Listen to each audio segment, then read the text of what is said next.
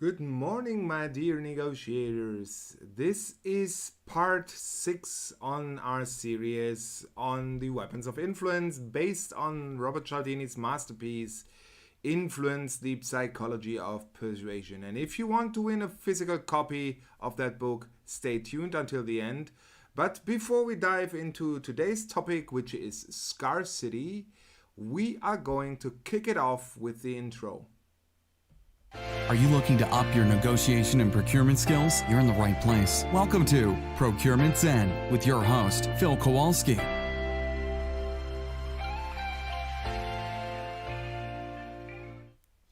So before we dive into today's topic, which is scarcity and a unique approach I have found out or developed myself, if you want, let's quickly have a short recap what we have done in the previous episode. So initially we talked about influence weapon number 1, which is reciprocity, which means I give you something and you are more likely to give back, even unproportionally.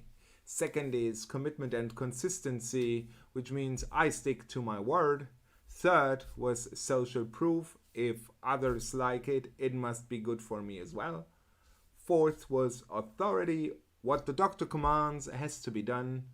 And yesterday we talked about liking. We are similar, so you tend to fulfill my request as the message here. So today, scarcity as the 6th and final weapon of influence basically works like this. If there's a limited supply of something, it must be good.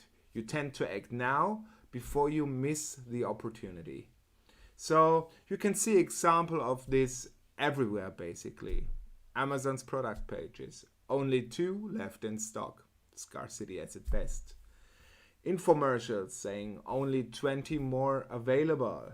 Limited time offer. Only available until Friday. A supplier's offer reading. Offer valid until August 15th, 2021. Basically, if scarcity is put upon you, the keyword only is a pretty good indicator that someone tries to play the scarcity game. And oftentimes, as I said, scarcity is used upon you as a procurement person by the other party. Hence, in procurement circles and communities, it is rather perceived as a negative tactic. These resources must be ordered until the end of the week, or I have to stuff them in another project. It's a typical thing you might hear when you're buying services from your supplier. We only have 2 more of these motors in stock and currently cannot say when new parts arrive. Better order now.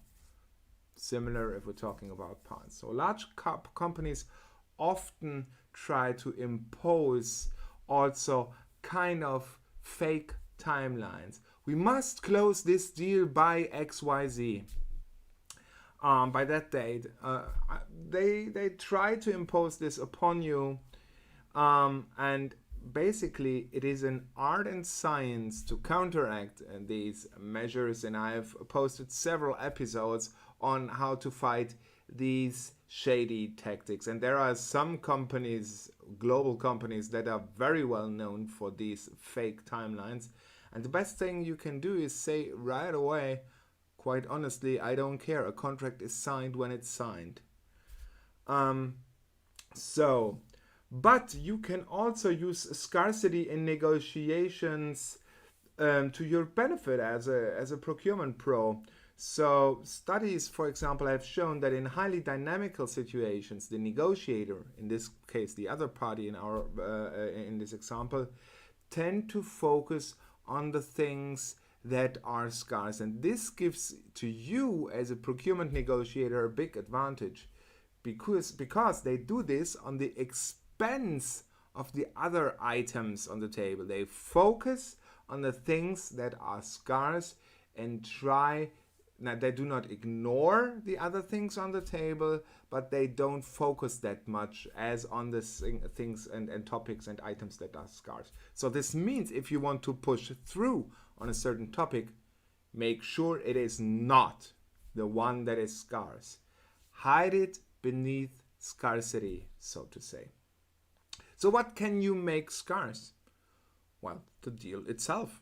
Just increase competition and let all parties know You could do an e-bidding where the parties can see how many suppliers are in there in that game. Also, what makes you unique as a buying organization, as a customer? What makes you unique as a customer? Do you have a respected brand? If yes, then this is scarce, because working with you provides benefits others can't provide. One core principle of scarcity and negotiation in general is that people fear more what they might lose and miss than that they value what they might gain. And use this to your advantage by making clear what it means for them if they lose the deal. You basically make the deal scarce. This concludes the mini-series on weapons of influence, the 6th part in this mini-series. And tomorrow we are going to start with a new series about what I as a procurement professional have learned for the recent COVID crisis. But before we do that, let me just remind you of the current competition we have running.